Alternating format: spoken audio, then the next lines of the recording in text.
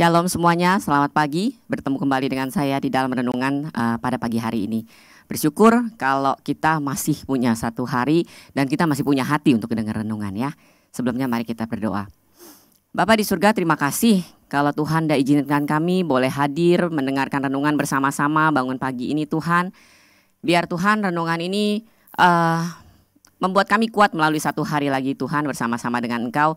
Dan biar Kau menyertai hidup kami sepanjang hari ini. Terima kasih Tuhan, urapi hamba-Mu yang bawa renungan ini juga supaya apa yang hamba perkatakan itu adalah yang Engkau kehendaki. Terima kasih Tuhan, haleluya Yesus, amin. Hari ini saya akan beri judul pada renungan saya, My Heart is Yours. Artinya hati saya adalah milikmu. Saudara, ini saya mau cerita sebenarnya hari ini saya kasih renungan aja. Jadi 1 minggu kemarin saya itu beberapa minggu lalu lah kurang lebihnya ya. Saya itu hatinya itu lagi digonjang-ganjing. Segala macam perasaan tuh campur baur. Dan segala masalah entah bagaimana kebetulan kompak ngumpul gitu ya. Jadi itu saya benar-benar berasa galau, super galau. Galau tingkat tinggi lah istilahnya. Hatinya itu benar-benar diobok-obok, udah kayak lagu ya, diobok-obok gitu ya. Tapi yang diobok-obok bukan air tapi hati saya. Benar-benar pokoknya lagi gundah gulana dah segala macam dah gitu.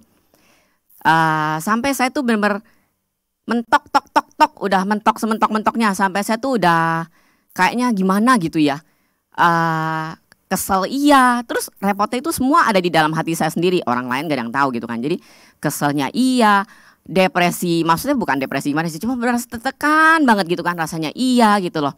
Dan semua hal-hal yang saya selama ini udah nggak mau pikir-pikir lagi itu pada nyampur semua gitu ya, pokoknya bener-bener ya bener-bener galau deh gitu. Nah terus sampai hari Minggu saya harus pelayanan sekolah minggu. Saya udah persiapin, oke. Nah tapi anehnya saudara, seakan-akan Tuhan gak ngizinin saya pelayanan kalau saya boleh bilang. Saya tuh ada posisi di Sunter. Sebenarnya untuk sampai ke gereja itu deket. Tapi saya tuh gak dapet gokar. Benar-benar gak dapet gokar sampai akhirnya saya harus tiba di sini terlambat 15 menit. Dan itu saya udah terlambat untuk ikut doa untuk pelayanan. Dan ya itulah saya bilang seperti udah diatur Tuhan seperti luar biasa. Ada yang menggantikan saya, Kak Ati menggantikan saya. Kebetulan dia juga mempersiapkan kelas untuk sekolah minggu untuk kelas yang sama. Akhirnya dia yang pelayanan, dia yang maju pelayanan. Sebenarnya satu sisi saya tuh ngerasa hati saya, aduh salah Tuhan. Maksudnya seharusnya saya yang pelayanan, tapi saya nggak jadi pelayanan itu cuma gara-gara saya nungguin gokar yang gak datang dan di cancel beberapa kali gitu kan, sampai akhirnya saya terlambat gitu kan. Saya agak kesal tuh saudara, maksudnya saya tuh itu udah pelayanan minggu sebelumnya tuh saya udah digantiin gara-gara anak saya tuh sakit gitu kan. Jadi saya gak datang ibadah. Nah minggu ini lagi-lagi saya digantiin gitu untuk pelayanan sekolah minggu. Menurut saya tuh agak-agak kok gini sih gitu ya, kesel gitu lah. Maksudnya saya ngerasa kesel gitu. Tapi oke lah, saya tenangkan diri saya dan saya tanya Tuhan, Tuhan kenapa, saya tanya gitu kan. Sebelum mulai ibadah, kan ada waktu, saya tanya Tuhan, kenapa Tuhan? Saya bilang, Tuhan cuma bilang, turun, ikut ibadah. Saya turun, berarti kan saya nggak ada tugas di sekolah minggu. Saya selesai bantu-bantu sebentar, urus-urus ini di sekolah minggu, saya turun. Begitu saya turun, saya ikut ibadah. Nah, di situ tuh, itu benar-benar saudara, saya ngerti maksud Tuhan kenapa saya itu harus nggak pelayanan. Jadi pasti Tuhan itu tahu bahwa hati saya itu gak siap untuk melayani Tuhan saat itu. Jadi saya diizinkan untuk duduk, diam, dengar firman Tuhan. Dan firman Tuhan itu benar-benar telek banget kena di saya. Super telek. Kalimat-kalimatnya sederhana yang Bapak Gembala sampaikan. Dia cuma ngomong soal Amsal 4 ayat 23, jagalah hatimu dengan segala kewaspadaan. Dia juga ngomong soal bagaimana pentingnya hati itu lebih penting daripada kehadiran, maksudnya daripada seremonial, daripada apa yang terjadi di pesta-pestanya, istilahnya acara-acaranya gitu kan. Lebih penting adalah hati kita, kesiapan hati kita. Nah terus dia juga mengajarkan kita tentang kita tuh harus memberikan hati kita sama Tuhan tuh full, sepenuh-penuhnya. Ya kayak dia bikin ceritanya itu kan dengan kasus hipnotis, tapi kalau hipnotis itu kan kita gak sadar. Tapi kalau ini kita sadar memberikan seluruh hati kita kepada Tuhan. Nah saudara, di situ tuh saya benar-benar tertemplak.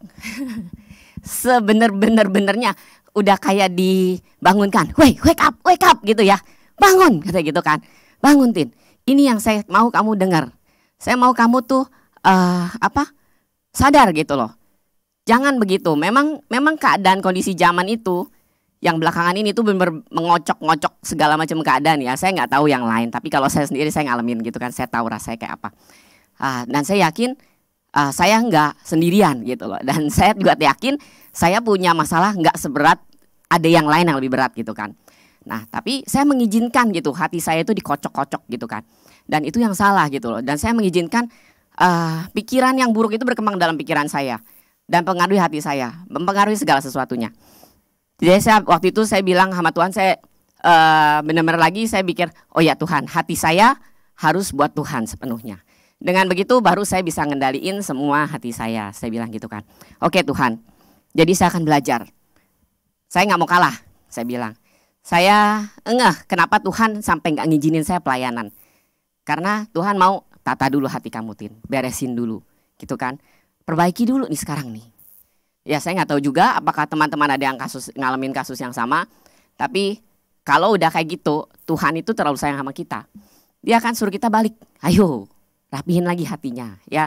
Ingat, bukan saatnya kita itu mudah dikocok-kocok, diobok-obok gitu kan. Sekarang tuh justru kita harus menunjukkan bahwa kita itu kuat. Dan kita nggak bisa kuat sendirian. Kita butuh Tuhan di situ. Kita butuh benar-benar menyerahkan my heart for you. Hati saya untukmu gitu kan. Kalau nggak kita nggak bisa tuh ngendaliin hati kita. Bagaimanapun kita berusaha untuk menjaga hati kita supaya nggak diobok-obok. Tapi tetap saudara, kita punya kapasitas terbatas. Tapi ketika kita menyerahkan hati kita ini kepada Tuhan yang tidak terbatas, maka hasil akan lebih terjaga lagi ya. Itu aja. Saya akan bawa ayat di Amsal 23 ayat 26. Hai anakku, berikanlah hatimu kepadaku. Itu yang A. Itu aja. Hai anakku, berikanlah hatimu kepadaku. Tuhan cuma minta hati kita. Artinya full seluruh hati kita dikasih sama Tuhan. Jangan kita jaga bikin ini saya jaga deh yang part ini deh Tuhan. Nggak usah saudara, serahin semuanya. Karena kita nggak bakalan sanggup menjaga hati kita itu. Tidak akan pernah sanggup kecuali Tuhan yang menjaganya. Nah itu aja renungan saya hari ini. Semoga ini bermanfaat buat semua saudara-saudara. Dan kita bisa tetap maju strong sama Tuhan. Oke? Mari kita berdoa.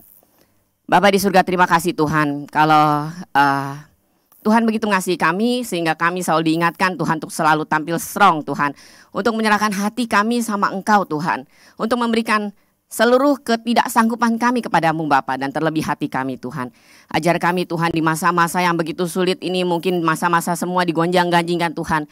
Tapi kami mau terus berharap cuma sama Engkau.